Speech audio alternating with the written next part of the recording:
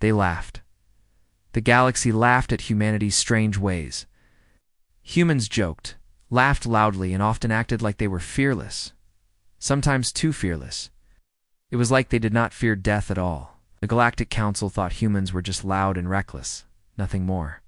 So, when a young human pilot on the mining ship Valiant said, "Hold my beer," before flying the ship through a deadly neutron storm to save a crew member, the galaxy only laughed harder. They thought it was just another human joke. But this time, Earth did not laugh back. On a cold morning at the edge of the solar system, the small human mining colony on the asteroid Kepler-9 went silent. The Galactic Council watched in confusion as all communications stopped. Minutes turned to hours. No alarms, no warning, just silence. A silence so deep that it made the stars seem darker. Then a faint, strange signal appeared on Earth's listening. Stations, a single phrase, whispered like a shadow across the galaxy. "They're coming." And this time, it's not a request. The Galactic Council dismissed it at first. They believed Earth was bluffing. The humans were too small, too untrained, and too peaceful for war. They had survived only by hiding behind ancient treaties and the mercy of other races. But deep, beneath the ice of Europa, one of Jupiter's moons, something stirred. Ancient warships long thought lost were powering up. These were ships from Earth's forgotten past, kept secret for centuries. Old captains who had fought the great wars returned to command. AI cores flickered alive, whispering codes from battles that no one in the galaxy remembered. The humans were no longer silent or peaceful. They were preparing a force unlike any the galaxy had ever seen. A fleet built to remind the universe what happened when they were pushed too far. The stars began to change color, turning a deep red that spread like wildfire across space. Suddenly, without warning, 5 great explosions shook the edges of the Coalition's territory. 5 planets vanished almost instantly, entire industrial centers reduced to ash in minutes. The Galactic Council scrambled to find who was responsible. Pirates? Rebels? No one claimed the attacks. But on the edge of each blast zone, surveillance footage showed a chilling sight. A lone human drone, black as space, floating silently with the Earth flag burning bright on its hull. The Council realized too late, Earth was no longer joking. The games were over. Inside the Coalition's command ship, High Commander Velkar's face was pale as he studied the data. "They're not here for war," he whispered. "They're here to end it." Coalition fleets moved to intercept Earth's dreadnoughts, but it was like chasing shadows. Earth's ships were fast, silent, and precise. They attacked only the military targets, weapon factories, command centers, and fleet yards, but never harmed civilians. Their fire was clean, surgical, and absolute. The galaxy watched in horror as humanity's true power was revealed. The Council sent messages demanding surrender, but Earth answered only with more fire. They did not seek to conquer. They did not ask for mercy. They sought justice, and nothing else.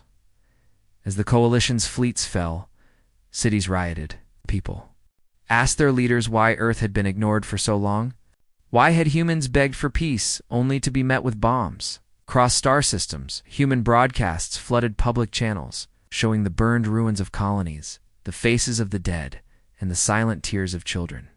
One message repeated over and over in every language: "We asked for peace. You answered with fire."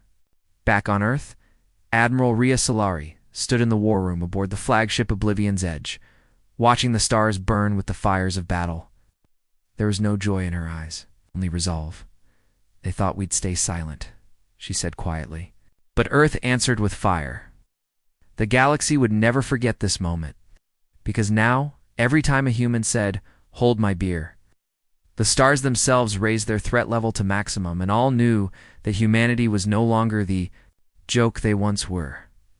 For years, the galaxy had watched humans like they were children playing with dangerous tools. The powerful empires of the stars thought Earth was wild, reckless, and emotional. But they also believed humans were weak, that their strange behaviors like fighting for fun, laughing during chaos, or risking their lives for each other made them unpredictable, not dangerous. But they had never looked deep enough, because while Earth smiled on the outside, it remembered everything on the inside. And now, it was done smiling at the edge of Saturn's rings. An old space station hidden in the shadows blinked to life for the first time in centuries. This station wasn't built for research or trade or diplomacy. It was called Red Haven, and it existed only for one reason: to awaken Earth's forgotten weapons. Inside its cold metal halls, long rows of eye-controlled warships hummed awake. Why. These were not the polished, elegant ships seen in coalition fleets. They were brutal in design, black, sharp, and without mercy. They had no names, only serial numbers, and they were built not to impress, but to end. Admiral Rhea Solari stood before the activation console with her second-in-command, Commander Malik. "Status?" she asked. "75% online? The old protocols are holding." Admiral. Malik replied. Rhea nodded slowly.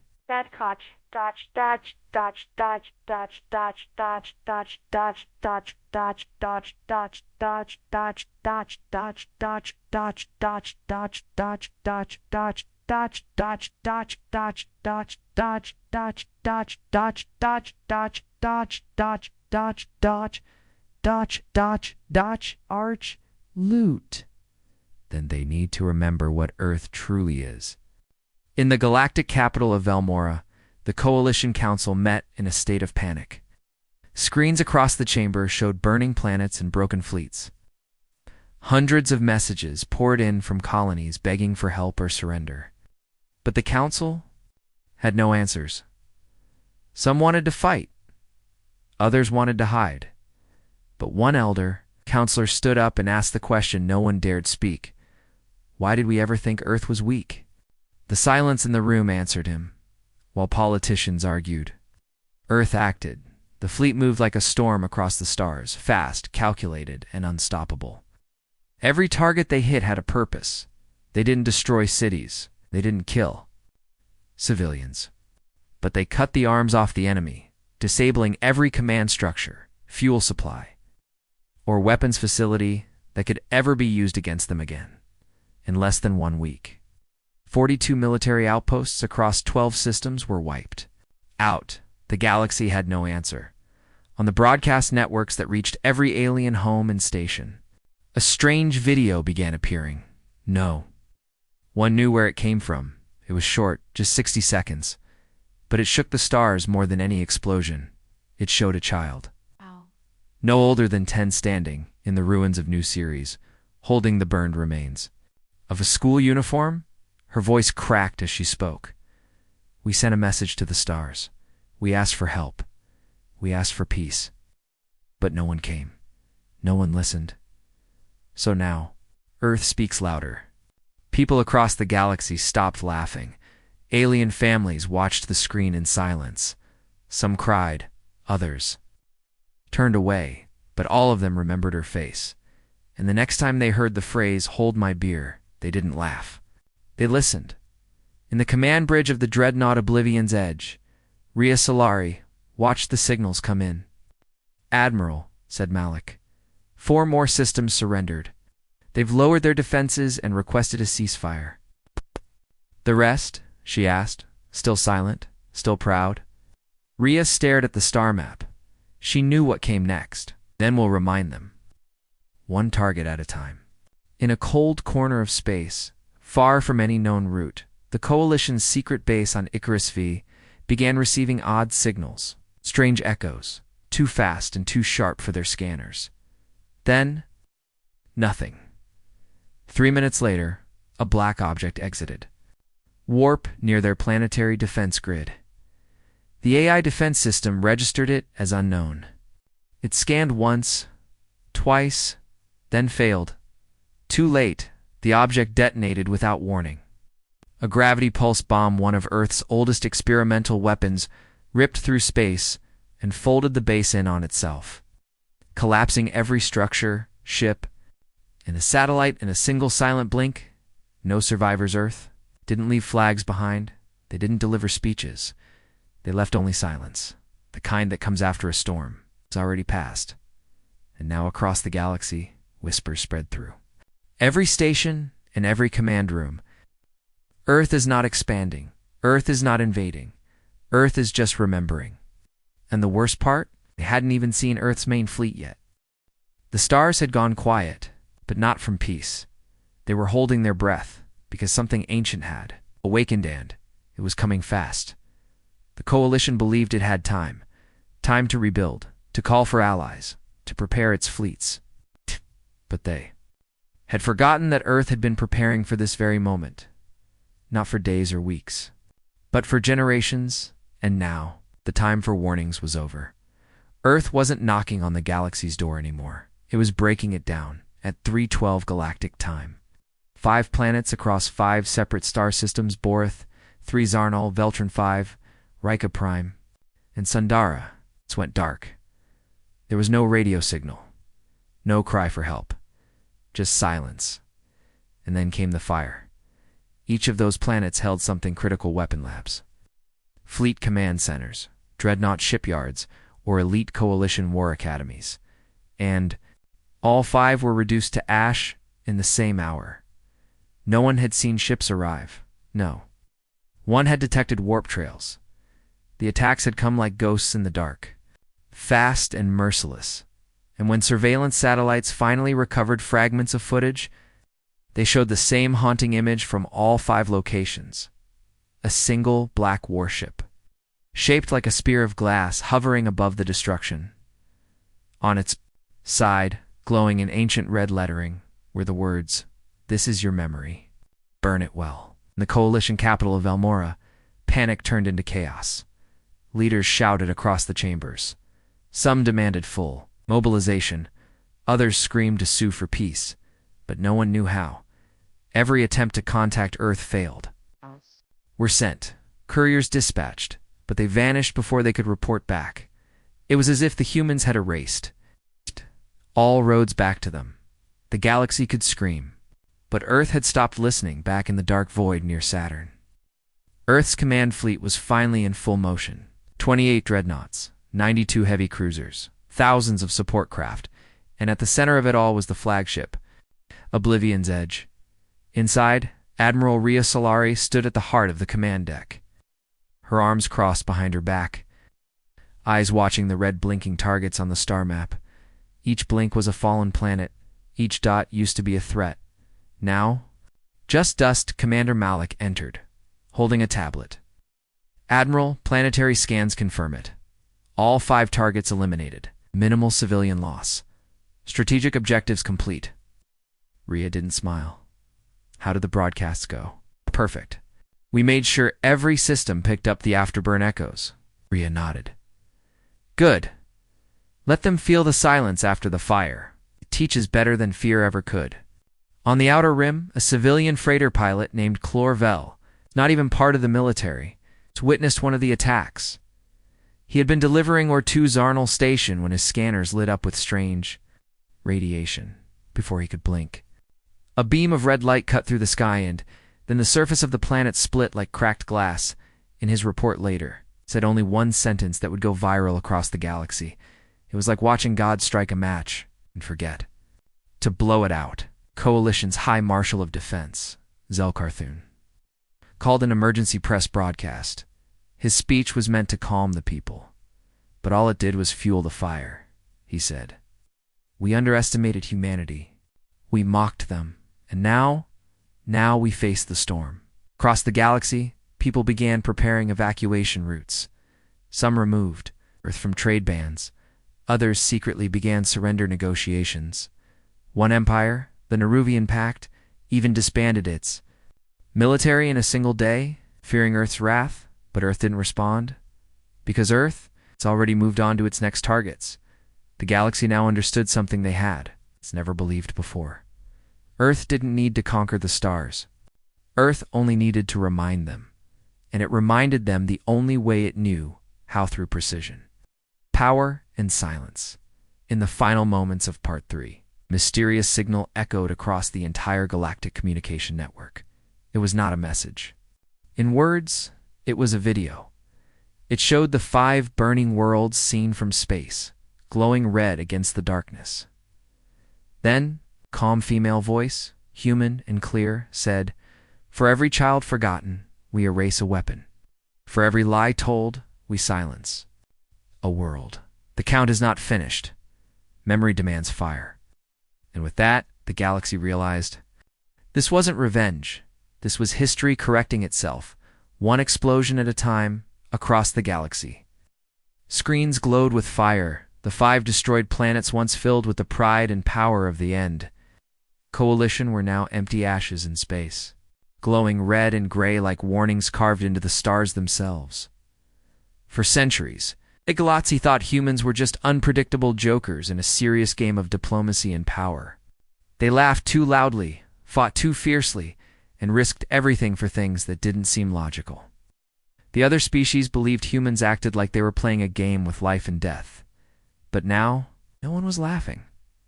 Because they realized, too late, that humans were never playing. The Coalition Council sat in silence inside the Grand Chamber of Velmora Prime. Every face looked pale.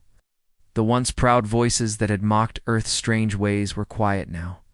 A huge holoscreen showed the last message Earth sent before vanishing again from communication range. It was short. "You thought we'd play your game? You forgot we made our own." No one could trace the source of the signal. It came through old communication satellites, some thought lost decades ago. The code embedded in the message was ancient pregalactic. Treaty era, and only one race could have activated it: humans. The message didn't just show Earth's technological strength, it showed their memory and their anger in the deep black near the Helix Nebula. Earth's dreadnought fleet floated silently. There were no flashing lights, no chatter, no orders, just precision. Admiral Rhea Solari stood on the bridge of Oblivion's edge, surrounded by screens showing maps of every major enemy system. Her hands were steady, her eyes calm.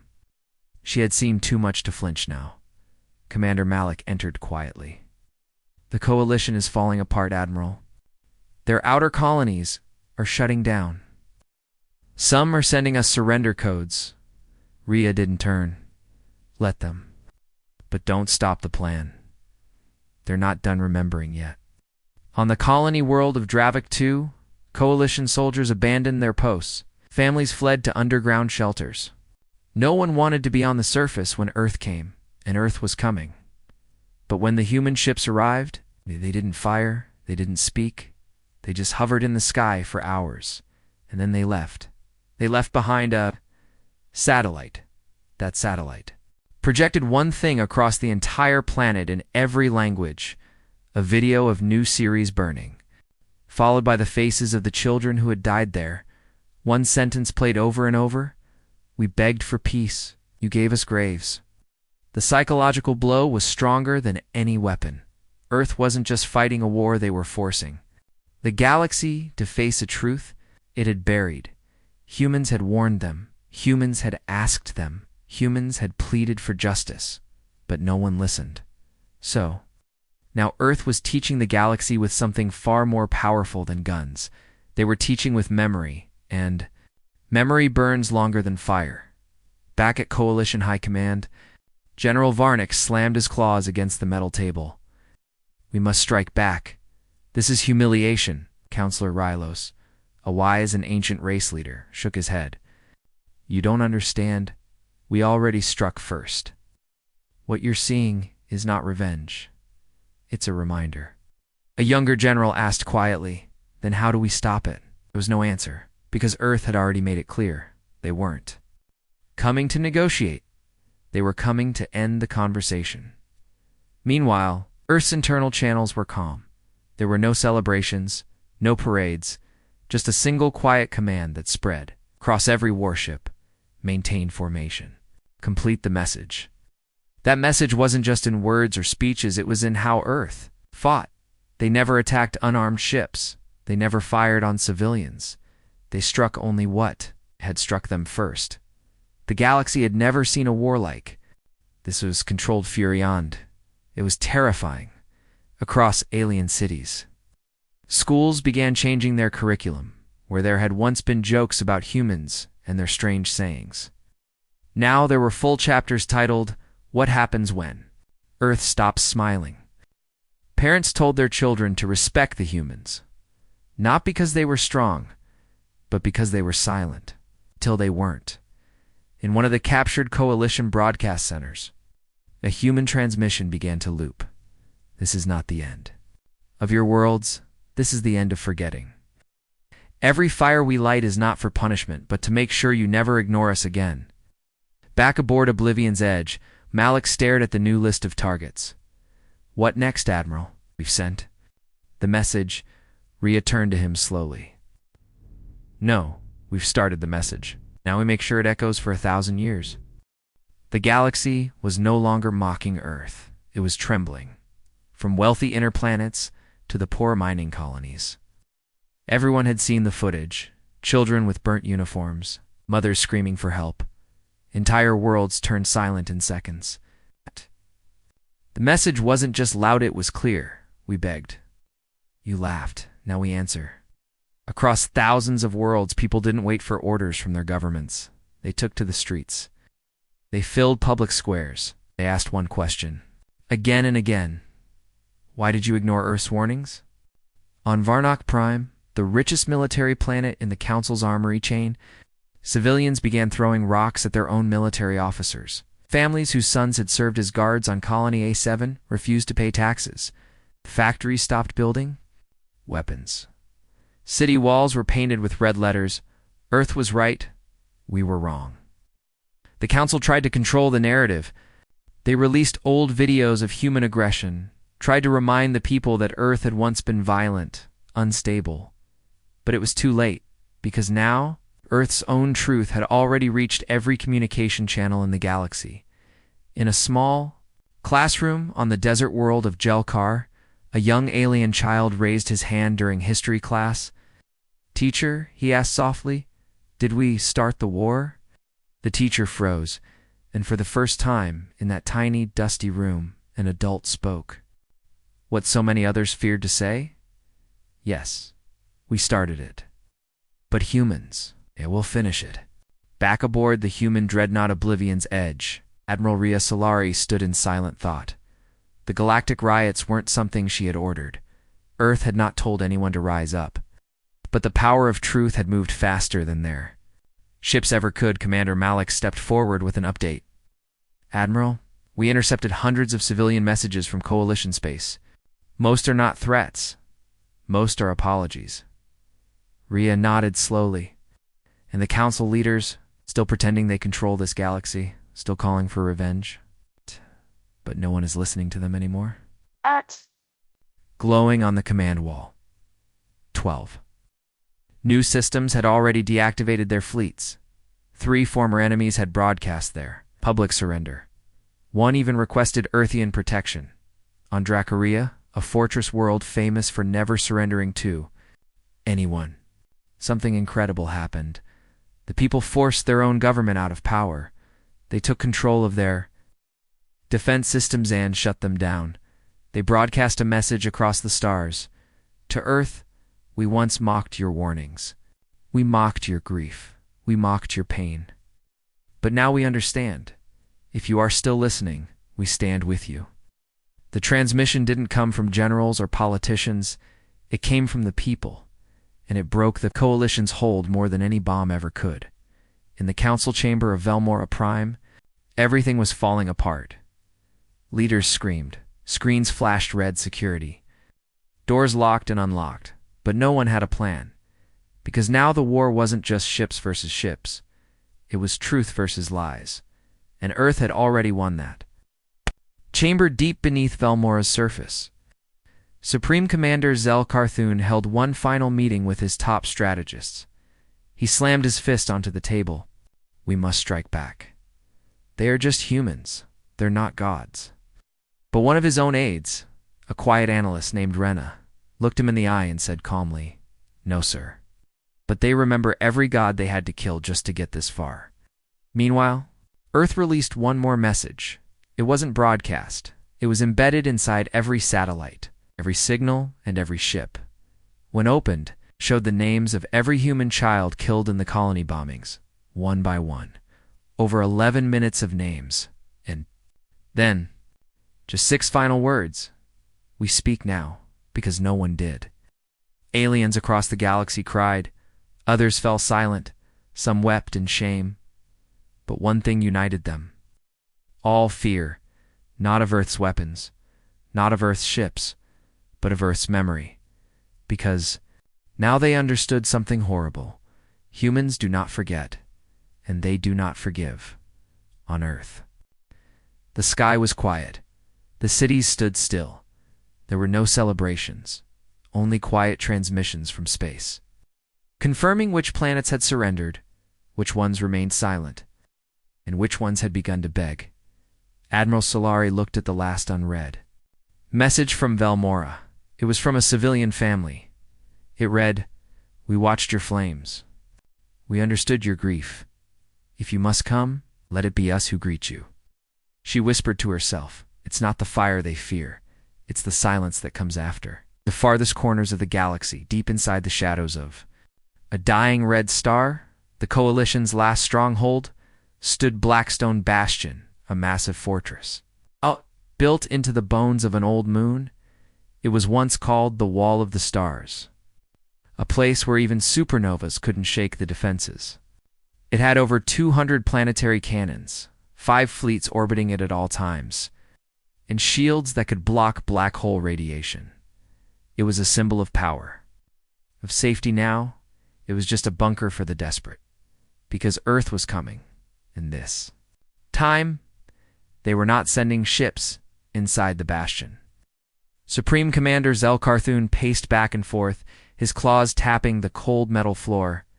He had watched the galaxy crumble around him. Entire systems surrendered. Armies quit. Fleets turned off their engines and sent apologies. But Zelkar believed he could still win. "They're humans," he growled, emotional, unstable. "We just need to hit back harder. We use the Omega Cannon, strike their homeworld, then they'll kneel." But his science advisor, an old gray-skinned veteran named Lauren, spoke softly. "We don't even know where their home fleet is. It's not on Earth. It's not in Sol. They've hidden it." "Then we burn something," Zelkar shouted. "Something that matters to them." Everyone went quiet, because everyone knew. Earth already burned, and that's why they were here now with no fear left.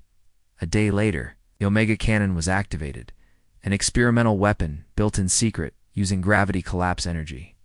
Its purpose, to erase a planet from existence by bending space and imploding matter. The target, Luna Station, Earth's largest civilian outpost orbiting their moon. The Coalition thought it was symbolic. Humans had always cherished their moon. They didn't know it was a trap. As soon as the cannon charged, space folded. A massive red rift tore open in front of Blackstone Bastion, and da-da-da-da-da-da-da-da. They arrived with fleets. They arrived with one ship, a single, silent, black diamond-shaped vessel larger than any ship ever recorded in galactic history. The sensors screamed errors. Its mass was impossible. Its energy output broke every scanner. One word appeared on every Coalition screen. Parallax. No one knew what it meant until it moved. With a flicker of light, the parallax sent out a wave silent. Invisible. Every Coalition ship in orbit around the bastion lost power. Engines died. Shields collapsed.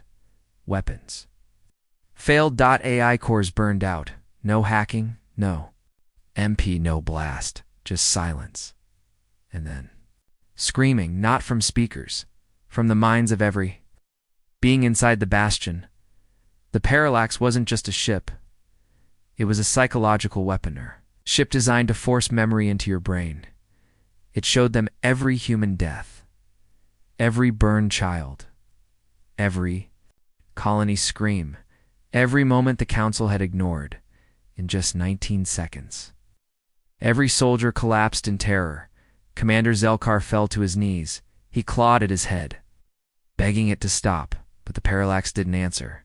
It only showed more, because Earth had built a ship powered not just by energy, but by rage, by grief, and by truth. And when the ship finished its message, it did something even more terrifying.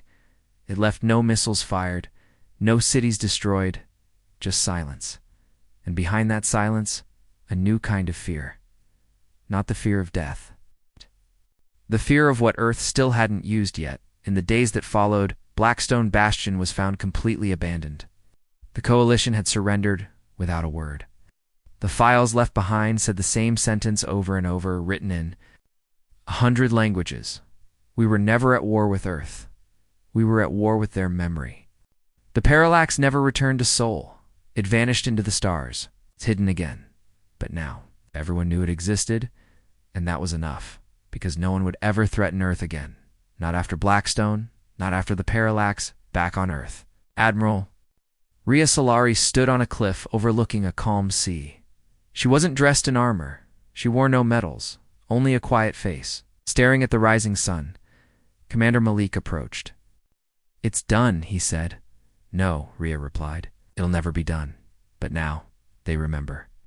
The stars still shine, trade resumes, diplomats begin to whisper again, but the galaxy is different now, because somewhere, hidden in the dark, a ship waits. And if anyone ever forgets the weight of what they did to Earth, they won't see lasers, they won't hear warnings. They'll just remember. Fire. It had been 7 solar days since Blackstone. Bastion fell without a single bullet fired. 7 days since Earth's terrifying vessel, Parallax, erased the will of an empire using only silence and memory. No shots, no deaths, just remembrance. And now, the galaxy sat in a strange new peace. There were no treaties, no official ceasefire, no declarations from Earth. They didn't sign anything. They didn't ask for surrender, because Earth never wanted to rule. They only wanted the galaxy to never forget what silence had cost them. Across the stars, change had begun. On the frozen moon of Tilvera, the elite war academy shut down forever. The instructors sent a message to Earth. We taught generations to strike first, but now we teach them to listen. On the wealthy trade world Kelson, citizens built a massive stone wall, inscribed with the names of every human colony destroyed. Before the war, aliens visited that wall every day. Some prayed, some wept on old Earth in a quiet forest. Admiral Rhea Solari stood before a simple grave. It bore no name, only a date. New series, the day the galaxy went too far. Humanity had returned from the ashes, not as conquerors, but as reminders. Their strength wasn't in the size of their fleet. It was in the unbreakable chain of memory, emotion, and will. Because when Earth had begged the galaxy to stop, they were.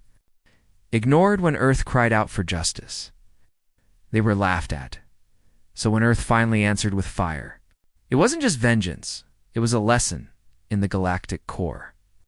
The Coalition officially dissolved. There was no ceremony, no farewell speech, just a silent shutdown of channels, and a blinking message across all star systems. The cycle ends. Let memory remain. Remaining empires form something new. Not a government, but a council of voices, a group of diplomats, historians, scientists, and survivors. Their only mission, to keep history alive, and the first seat on the council. It was given to Earth. But Earth never sent a representative. They sent a recording. The screen lit up in front of all delegates in the Great Hall of Memory. A human woman appeared. A human woman appeared, a year's eyes steady and cold. Her voice was calm, her words slow. You all thought we were reckless, that we joked too much, that our courage was stupidity, that our loyalty was weakness. You thought we were chaos in a galaxy of order, and maybe we were. But when the stars turned, their backs on us, we didn't become monsters. We became the mirror. We showed you what you looked like when you stopped listening. We didn't destroy your worlds. We let you destroy the lie you've built around yourselves. And now that it's broken, maybe you'll finally see who we are. We are not your allies. We are not your enemies. We are your reminder. And the next time a human says, "Hold my beer, don't laugh," listen. The screen went dark, and no one in the galaxy ever forgot that. Speech. Generations passed. New species rose. Old ones faded. But the lesson lived on. Young children in alien homes now learned about Earth not as a joke, But as a legend, teachers told them, never ignore a cry for help. Never confuse kindness with weakness. And never forget what silence cost the stars. Some said Earth returned to isolation, hiding their fleet, watching quietly. Some believed the parallax still moved through the void unseen, watching every star system. Others claimed humanity had begun exploring other galaxies. But the truth was written on every monument, every burned planet, and every heart that survived, because in the end, it wasn't about war. It was about remembrance. It wasn't about power. It was about paying the price of silence, and it wasn't about revenge. It was about this final truth. They thought humans were just playing, but it was never a game.